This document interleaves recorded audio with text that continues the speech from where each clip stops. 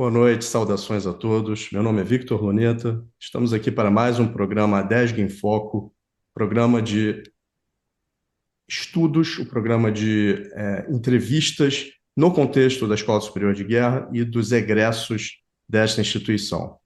Hoje nós vamos conversar sobre a temática de inteligência estratégica com o nosso Coronel Marco Antônio dos Santos. Coronel, muito obrigado pela sua presença. Obrigado pelo convite, sinto-me bastante honrado e agradeço a paciência de vocês me ouvirem, ainda que por pouco tempo. Bom, o Coronel Marco Antônio dos Santos possui graduação em artilharia pela Academia Militar das Agulhas Negras, mestrado em aplicações militares na Escola de Aperfeiçoamento de Oficiais e doutorado em aplicações, planejamento e estudos militares pela Escola de Comando e Estado-Maior do Exército. Dentre outras especializações, se formou e hoje também leciona no Curso Superior de Inteligência Estratégica da Escola Superior de Guerra, nela sendo agraciado com a condecoração Cordeiro de Farias. Professor universitário na área de inteligência e segurança pública, foi coordenador de cursos de pós-graduação em inteligência, além de ter atuado profissionalmente em inúmeras instituições públicas e estrangeiras, públicas e empresariais no Brasil e no exterior. Recentemente ocupou o cargo de diretor de gestão estratégica do INCRA. Ele é palestrante, professor e consultor na área de inteligência. Coronel, vamos começar abordando temas que normalmente despertam muito interesse do público que trabalha ou também de leigos nessa área. O senhor poderia esclarecer de forma exemplificada o que significa inteligência e contra-inteligência?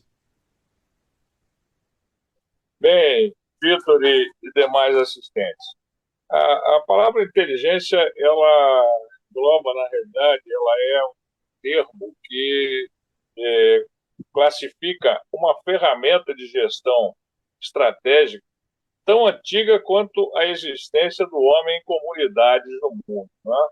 Desde que o homem se juntou em comunidade, ele começou a necessitar de conhecimentos que lhe garantissem a sobrevivência, que lhe garantissem a sua alimentação, a sua vida do dia a dia e projetasse para o futuro, né? Se eu acredito, né, que sem inteligência, uma ferramenta de gestão, essas comunidades não teriam saído da pedra, pedra lascada ou pedra polida, porque a busca do conhecimento é que trouxe toda essa evolução da humanidade. Aí, você tem a existência de inteligência e contra-inteligência, daqui a pouco eu vou colocar a diferença, né?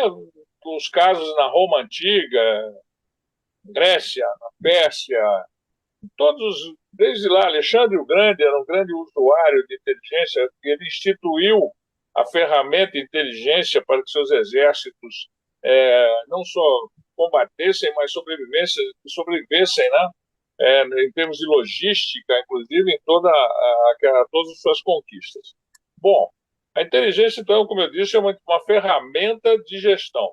Ela produz para o usuário estratégico, para o gestor, o CEO, né? Ou o nome que se queira dar, ou então para o servidor público que está na função de presidente da República ou em ministérios, etc., ele produz a informação que ele necessita, né, que pode ser transformado em conhecimento e esse conhecimento transformado em ações que possam dar suporte a planejamentos com maior grau de assertividade e também ações decorrentes. A inteligência estratégica, se nós colocarmos nesse nível da estratégia, né, nível mais elevado da gestão, nível estratégico, ela serve, ela alimenta, ela dá suporte à elaboração de políticas, sejam políticas públicas ou políticas, ou definição de objetivos da iniciativa privada, né? E também dá suporte, o suporte informacional à gestão estratégica no sentido de planejar, dar suporte ao planejamento e à gestão estratégica da organização, auxiliando a gerar as estratégias decorrentes do próprio planejamento, desse planejamento, né? E ao longo da execução do planejamento, que ele é uma ferramenta viva, sempre atualizada, não é? Atualizando as estratégias, atualizando as políticas, atualizando objetivos, é, aperfeiçoando, sempre lançando cenários à frente. Todo esse processo informacional para que isso ocorra é decorrente da existência da ferramenta de inteligência. Não é? E por uma questão apenas de tradução do termo intelligence, do inglês, né, o intelligence do inglês, que significaria, né, ter informações, só que num espectro mais amplo, quando se modernizou, quando se colocou realmente a atividade em uso no Brasil, lá depois dos anos 20, né, e mais recentemente aqui, a inteligência acabou que voltou à tona no Brasil com ênfase, etc., fora do meio militar, foi agora nos anos 90 para cá, principalmente agora com a globalização acelerada, etc., que o termo inteligência passou a ser muito mais mencionado e a própria ferramenta utilizada. Então, o intelligence, como eu dizia, inteligência para o Brasil, ele engloba dois ramos. Um, que ele seria o lato sensu, um que seria o inteligência, estrito sensu, e esse inteligência seria, então, a formulação do conhecimento, seria empregar a metodologia para obter o conhecimento de forma, digamos, assertiva, de forma proativa. E seria o conhecimento necessário àquela gestão do planejamento em curso, né? Ou de novos planejamentos, em curso com suas políticas ou de estratégia, etc. E a contra-inteligência é justamente a proteção desse conhecimento crítico que as organizações detêm. Então, por exemplo, vou colocando aqui em termos, materializando, colocando em termos bastante tranquilos aí para o pessoal mais interesse, o que é importante, por essa atividade. A contra-inteligência deve ser utilizada nas organizações justamente para peneirar, para filtrar as informações falsas que circulam as famosas fake news, né? Que circulam pela web, pela internet, com uma grandiosidade nunca vista. Né? Qualquer cidadão hoje, produto da evolução da tecnologia, de posse de um celular, ele planta uma notícia, ele planta uma invenção, uma narrativa na internet. E para que a gente possa filtrar isso, porque eu não posso utilizar tudo que eu posso obter na internet, tudo que eu veja, leia, ouça pela internet, eu vou utilizar no planejamento, na gestão da minha empresa ou de um órgão governamental. Senão, nós vamos toda hora estar batendo com a cara nas portas erradas, né? Errando no planejamento e na gestão estratégica.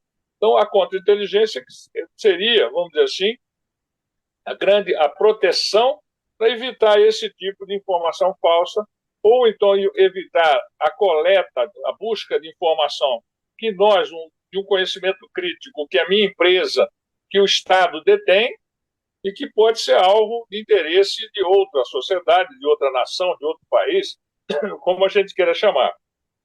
Ou o que é mais comum, a espionagem, né? Ela sempre foi algo relativo a ações de governos ou de estados para obter um conhecimento crítico que ela necessitasse e que tivesse de posse de outra sociedade, de outra nação, de outro país. Ela sempre foi uma coisa de Estado. Só que, com o advento da globalização acelerada, principalmente a globalização dos últimos 20, 30 anos, essa coisa se tornou uma verdadeira epidemia no âmbito das empresas, das grandes transnacionais, principalmente. Porque você tem hoje duas maneiras de progredir, de alavancar o progresso do seu país ou da sua empresa, né? Você tem investindo no conhecimento, investindo na produção do conhecimento que possa gerar bens, que possa gerar competitividade que possa garantir a sobrevivência da empresa. E a outra maneira, mais rápida, né? Nem sempre mais barata, mas mais rápida, com certeza é espionar, é obter o conhecimento que alguém já detém. Não é? Então, aí que entraria a contra-inteligência, também chamada de contra-espionagem. Então, a espionagem nada mais é, e hoje em dia as empresas, eu trabalho no ramo, trabalho com isso, né, em criação de processos de contra-espionagem, contra-inteligência empresarial. Isso é muito requisitado hoje, porque não basta você ter a chave na porta, se você sabe que hoje no mercado tem alguém que sabe virar, sabe fazer uma chave e abrir aquela porta, né? Você tem que ter metodologia, capacitações especiais, expertises, para que impeça que alguém leve ou se aproprie, melhor dizendo, do conhecimento que você detém e que é crítico para a sua organização, né? E isso é uma coisa que no Brasil não é muito antiga, mas já tem, já está sendo avançando até a passos rápidos, porque os grandes, com a globalização, todo mundo, todos os CEOs, os gestores de grandes empreendimentos, eles buscam não só obter o conhecimento, não quer dizer que eles façam espionagem, em geral é investimento mesmo, mas tem aquele que prefere obter isso de forma mais rápida e não tão honesta, não tão legal. Né? E há uma curiosidade até, o Brasil não tem no seu suporte legal, no seu espectro de legislação, né? Ele não tem o crime de espionagem. Então, roubar, ele só existe aqui no Código Penal Militar. É como se nós disséssemos, não, o civil não espiona, só o militar que pode incorrer nisso, né? E não é verdade. E a curiosidade é que o Código Penal comum português tem o crime de espionagem. Tá? Até minha filha, que trabalha em Portugal, lá ela estava me mostrando recentemente, aí, pai, aqui tem o crime de espionagem. Eu falei, aqui também, só não está no Código Penal Militar. Vai ver que no Brasil os civis não espionam, graças a Deus. Nossa, é fascinante esse tema, principalmente porque ele é muito vasto, né? As pessoas, É muito grande, tradicionalmente, é uma vastidão muito grande. Eu estou, assim, digamos, colocando situações para que as pessoas, os nossos assistentes, eles se interessem pelo tema, eles busquem mais e entendam que existe uma maneira de você produzir o conhecimento dentro de uma metodologia científica, com estudo de lógica, etc., com aplicação de tecnologia. A inteligência é uma ferramenta agregadora de outras disciplinas, como tecnologia da informação, como metodologia de pesquisa, etc., agregadora. E também que desperte a atenção dos nossos assistentes com relação à proteção do conhecimento que ele detém. E eu acredito que a terceira lição que nós poderemos tirar da nossa participação aqui é de que não acredite em tudo que você vê, lê, ouve, né? ou percebe, porque estamos aí em um mundo em que cresceu muito o volume de, eu vou chamar de coisas lançadas na web, que nem sempre não, na maioria esmagadora das vezes, não são verdadeiras. perfeito, não são Ok? verdadeiras e todas essas fontes que o senhor mencionou, né? Quer dizer, esse espectro, não apenas governamental, mas o privado também. E é interessante, no caso particular do Brasil, como nós tivemos aí nos anos 90 um baque forte, né? O senhor falou da questão da legislação, já um baque na própria legislação relacionada à nossa capacidade de produzir inteligência. Se o senhor quiser comentar a respeito, também, por Sim, favor, fique à vontade. Mas, sim. além disso, a falta de um arcabouço jurídico para tratar e para proteger os nacionais brasileiros, que também produzem conhecimento. Então, muito, muito importante isso que o senhor pontuou. A nossa legislação dá suporte às atividades que criou o Sistema Brasileiro de Inteligência e criou a Agência Brasileira de Inteligência. Ela foi editada, ela foi promulgada na época dentro do possível. Né?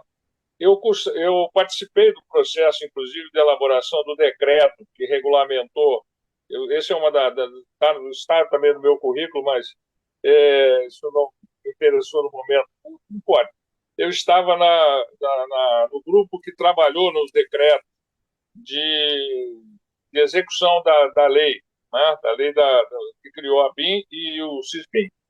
Ela foi, digamos assim, como estávamos logo depois, pós-Constituição de 88, etc., ela foi o que se conseguiu aprovar no Congresso.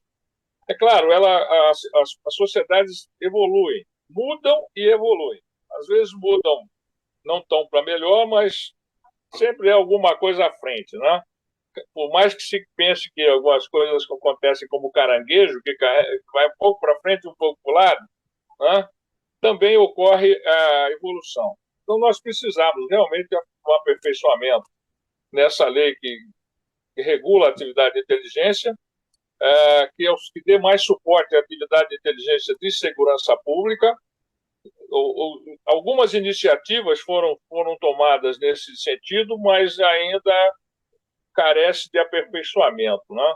E também que regulamente alguma coisa na atividade de inteligência privada, porque ela não é prevista, né? Não existindo nem o crime de espionagem, e, no entanto, ela existe, né? Todas as empresas, começam pelas empresas transnacionais, de médio e grande porte, que atuam no Brasil, todas têm um departamento de inteligência. Pode até chamar de pesquisa, pode até chamar de inovação, podem até, como chamam, né? Podem até conhecer como departamento de produção de novas ideias, como eu já vi, né? Como eu trabalhei para uma que, não, aqui é nosso departamento de novas ideias. Na realidade, um trabalho de inteligência que eles realizam no Brasil, né? Utilizando cabeças de brasileiros, porque até a simples aquisição do conhecimento de como trabalhar no Brasil já é um produto de inteligência para essas organizações. Perfeito. Eu já trabalhei para várias empresas americanas aqui, chinesas, né? E aí eu tenho que ter um cuidado maior para não passar nenhum conhecimento. Faço isso com todo cuidado e não levar conhecimento sensível, né? Eu tenho minha obrigação ainda, embora já esteja fora do Exército há mais de 20 anos, eu tenho essa preocupação. Mas eu trabalho com empresa chinesa e o curioso na demanda por conhecimento dessa empresa chinesa é que eles queriam saber como trabalhar no Brasil, no ramo deles. No ramo que eles exploram de negócios no Brasil, eles querem conhecer como é que trabalha aqui. Né? Então, eu trabalhei com eles há algum tempo e várias outras organizações, né, que hoje têm sistemas de inteligência, tem a ferramenta sistematizada dentro dos seus processos de gestão. Gestão é planejamento mais administração, né? Então, eu trabalho, tenho esse trabalho de inteligência com bastante sinergia e interface entre planejamento e operacionalização desse planejamento. E hoje nós temos ainda a preocupação com os grandes temas estratégicos transnacionais, né?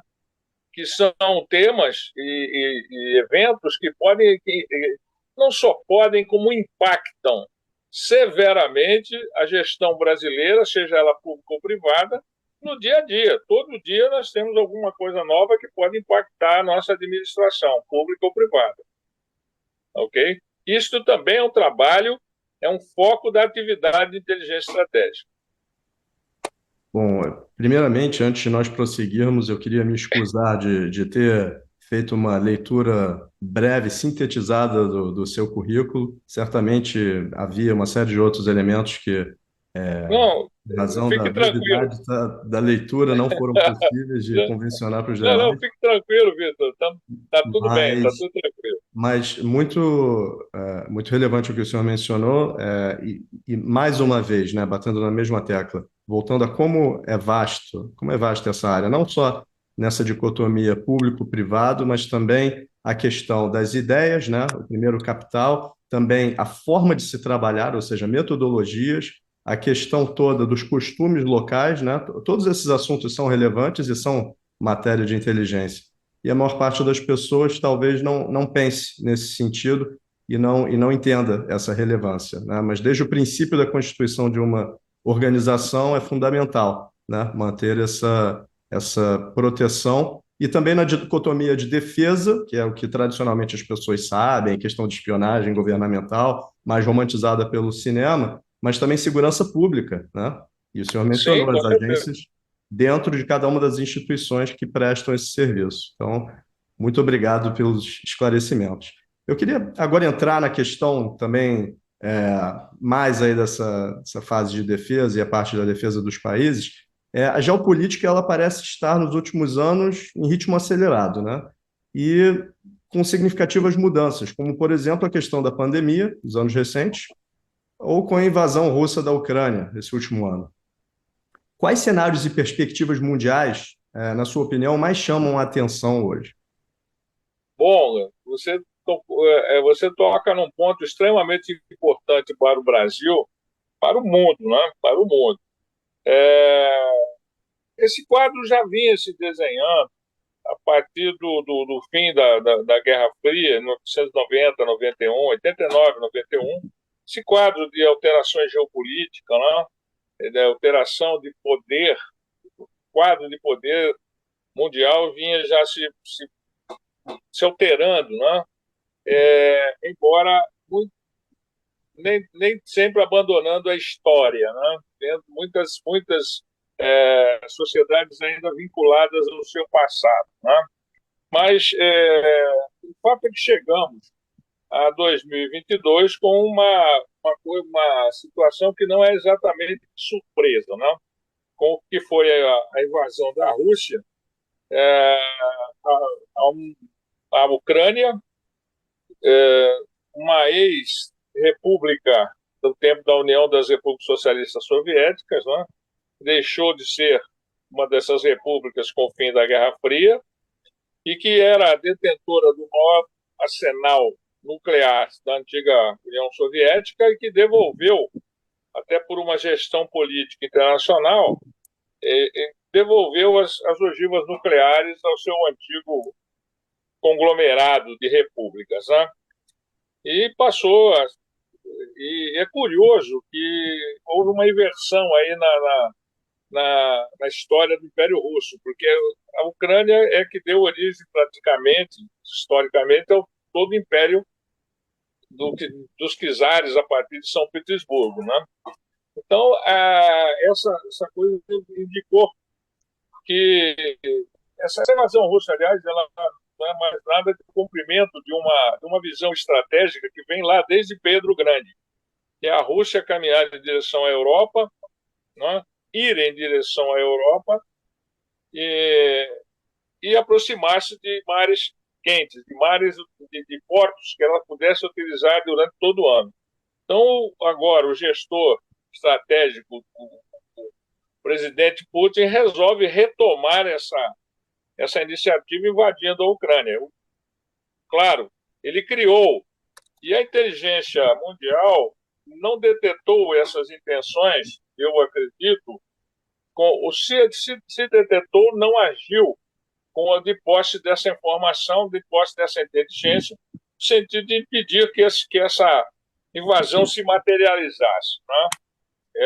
Confiaram talvez muito nos acordos comerciais que a Europa já tinha com a Rússia, ou também confiaram muito no suporte de leis internacionais patrocinadas pela ONU, de que isso não ocorreria, que a soberania e a integridade territorial da Ucrânia seria respeitada. No entanto, o fato ocorreu, ele está aí presente e ele altera hoje os polos geopolíticos de poder. A Rússia tenta ressurgir como uma grande nação, não só principalmente bélica, né, principalmente com cunho de superioridade militar, que não tem.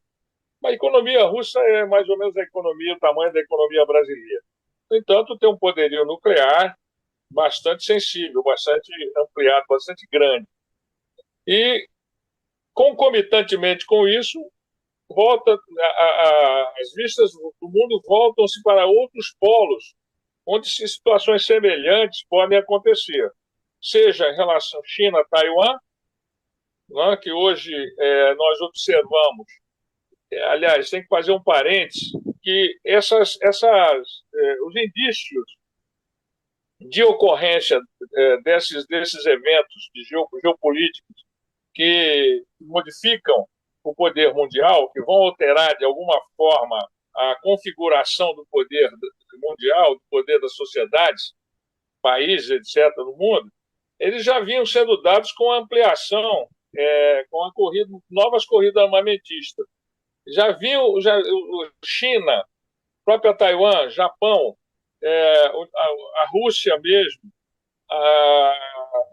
os Estados Unidos, na América Latina também já vinha se desenhando uma corrida armamentista, busca por equipamentos mais novos, por meios bélicos mais avançados, né? Usufruindo de toda a tecnologia disponível ou acessível ou obtida por espionagem, né?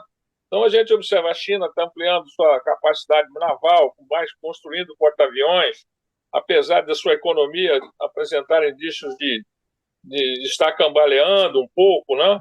E quando a gente analisa isso tudo, a gente deve utilizar todas as variáveis do poder, né? As variáveis econômicas, de poder militar, as variáveis psicossociais, né? As variáveis de ciência e tecnologia, tudo isso. Mas já se evidenciava a utilização das tecnologias para melhorar e desenvolver uma corrida armamentista.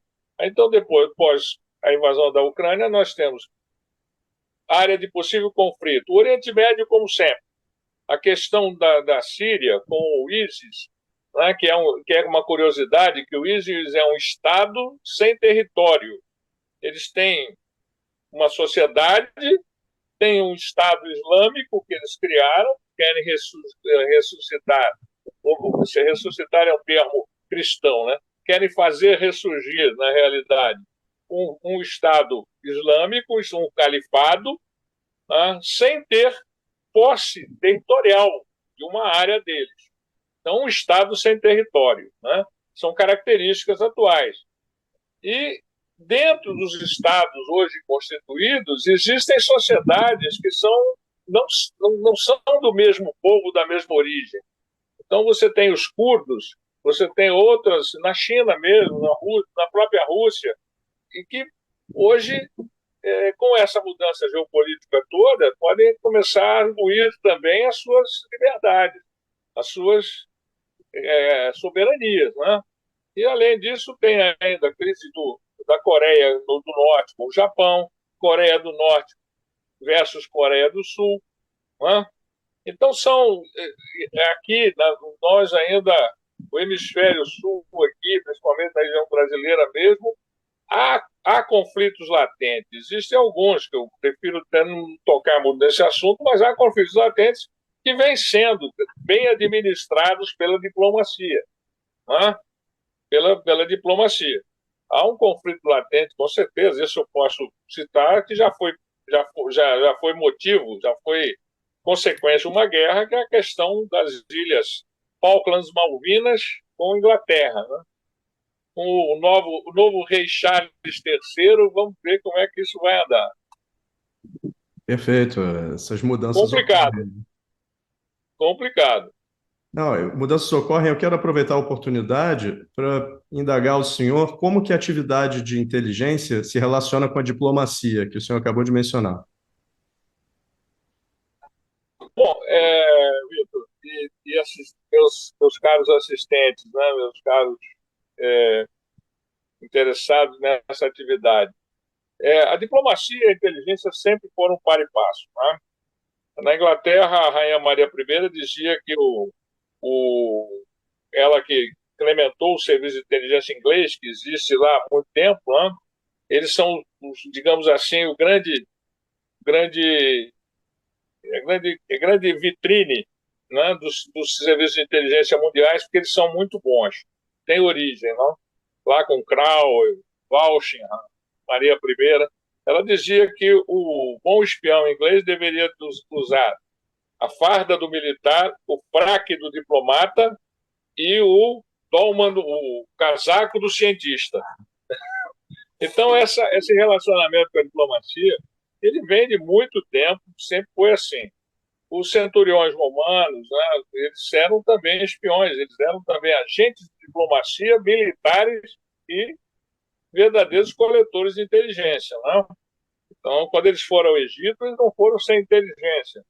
Marco Antônio, o meu xará, né, o Marco Antônio, lá chegou com alguma coisa. César havia chegado antes.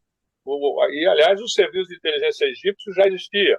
Então, a diplomacia sempre andou junto com a, com a espionagem. Claro que a diplomacia ela vai à frente, ela é o elemento que deve absorver o conhecimento proporcionado pela inteligência. Como diz o John Keegan, não? A inteligência não é a arma do guerreiro, ela não é o principal. Ela é apenas um elemento de servil àquele que precisa de informações, sejam eles militares ou diplomatas. Né? No Brasil, a diplomacia brasileira participa do SISBEM, ela está colocada no sistema, é grande usuária e também é produtora de inteligência para as ações governamentais. Né? Eu trabalhei muito com eles quando estava na ativa, participando de grupos interministeriais de estudos estratégicos, e sempre foi uma receptividade, uma acolhida muito boa, né? E que trazia bons resultados. Né? E agora, se nós procurarmos aqui, eu estou em Brasília, nas embaixadas aqui, todas as embaixadas têm o seu elemento de inteligência, identificado ou não. E isso é parte do jogo. Tanto que o operador de inteligência apanhado, ele nunca é condenado por um crime, ele é trocado, né? Ele é considerado persona não grata por um decreto, vai embora, etc. Isso faz parte até, isso é contemplado, inclusive, no direito internacional. Só mais uma dentro da inteligência, ela é fácil de conceber. Eu estou tentando ser sintético e às vezes até claudico um pouco, porque estou tentando sintetizar o que é um mundo em pouco tempo. Mas a inteligência, conceber o processo de inteligência, até é bastante simples. Você me coloca a sua necessidade de conhecimento, o que é que você precisa saber, eu emprego a metodologia, emprego os meios necessários para obtê-lo. Sempre procurando por dentro do meu país, dentro da legalidade, dentro da lei, da ética, etc., do meu país. Se eu estiver lá fora, adaptando-me às condições locais, de ética, de legislação, etc. Né? Porque hoje nós temos duas percentuais que são colocados. A inteligência, vamos dizer assim, ocidental, ela diz o seguinte: 90% do que eu preciso, eu consigo em fontes abertas. 90% da minha necessidade de informação, eu consigo obter, processar em fontes abertas. Agora, alguns serviços de inteligência mais ligados à área mais oriental, vamos dizer assim, eles falam em 5%. 5% é o que eu preciso buscar, o resto eu obtenho em fontes abertas. Eu sempre questiono isso e não obtive resposta para isso ainda. É o seguinte: será que eles têm meios de fontes abertas maiores que os nossos? Será que eles conseguem acessar fontes abertas mais do que nós conseguimos acessar? Não sei essa resposta. Mas, de qualquer forma, a gente trabalha com essas dois percentuais, né, para obter o conhecimento. Então, implantar o sistema não tem dificuldade. A grande questão sempre da inteligência é operar essa metodologia, operar essa técnica, tá? Operar essa ferramenta. Porque precisa que sejam selecionadas pessoas especiais, no sentido de ter visão de mundo, maior amplitude e profundidade das coisas que percebem, maior aplicação dos 5 sentidos, criando o que a gente chama de percepção sensorial, acuidade sensorial mais elevada, criando mais ou menos um sexto sentido, pessoas que saibam explorar a lógica, pessoas que tirem conclusões, né? Pessoas que sejam percussientes e sagazes naquilo que onde trabalham, naquilo que buscam, né? Pessoas que sejam capazes de perceber as coisas com melhor índice do que uma pessoa comum que está sempre, digamos assim, de boa, né, com a vida e tal, né? E alguém abnegado, porque nem sempre ele poderá dizer o que está fazendo para a sua família, para os seus, né? Então, é complexa o empreendimento, a condução do processo de inteligência. A implantação quase sempre é simples. É tudo muito Não sei interessante. se responde. Eu disse o seguinte, que a complexidade está na condução do processo. Ok? Perfeito, condução do processo e um processo que, tanto para mim, que sou entusiasta, como tenho certeza que para os nossos espectadores, é muito interessante. Então, queria agradecer a sua participação. Eu Sim, corroboro isso que você está dizendo, porque eu entrei nisso aos 22 anos. Eu nem sabia que estava sendo selecionado para isso quando veio o convite, né? E convite que depois acabou em cursos, estágios, acabou em aqui são 700 páginas, tem mais outro segundo volume com mais 700 sobre o mundo secreto, toda a história da inteligência até os dias atuais. nossa, incrível. E eu continuo estudando, continuo lendo, continuo escrevendo Sem a e menor sombra de trabalhando. dúvida. É necessário em qualquer profissão, né? Onde há sucesso, Com existe essa certeza, constante com renovação e esse certeza, aprofundamento. com certeza. Coronel, eu adoraria continuar a conversa, são muitos os temas e dúvidas que emergem, mas, em razão da nossa limitação de tempo, eu gostaria de pedir para o senhor arrematar essa brilhante entrevista, dividindo conosco alguma experiência nessa atividade de inteligência que lhe tenha mais chamado a atenção, ou algum fato curioso. E agradeço desde já a sua participação. Muito obrigado. Bom, eu acredito que a minha maior experiência na atividade de inteligência foi no tempo que eu trabalhei no Exército, né? A maior parte da minha carreira foi ligada ao serviço, ao sistema de inteligência do Exército, né? E lá eu pude aprender muito sobre inteligência com os meus, as pessoas que trabalhavam comigo, que foram, além de colegas de serviço, também meus professores, né? Isso me permitiu desempenhar hoje uma atividade particular, profissional. Eu tenho uma empresa de gestão do conhecimento, né? Vamos dizer assim, gestão estratégica, né? Chamada Prospect Intelligence, e isso me permitiu trabalhar para Banco do Brasil, Banco Central, permitiu trabalhar para aqui no Brasil, para Petrobras mesmo, trabalhei para algumas refinarias da Petrobras, trabalhei. Em suma, tem algumas, eu posso falar algumas porque com essas que estão digamos assim, publicam os contratos na internet, né? E outras que realmente criaram um diferencial competitivo e de proteção do conhecimento e que, por contrato, eu não posso citar, né, nominalmente. Mas foi muito marcante a possibilidade de ajudar o país, né, contribuir para a proteção do conhecimento no país, né, em algumas situações até bastante críticas, tá? Ok? Coronel, muito agradecido mais uma vez e gostaria de também trazer a informação para os nossos espectadores que acessem os nossos canais, a DESG Nacional, e também acessem o nosso site, adesg.org.br, onde nós temos temas relacionados justamente a essa contribuição para o Brasil, à defesa e ao conhecimento, que são, em última análise, os elementos que vão permitir que nós sejamos a famosa nação do futuro, mas no presente.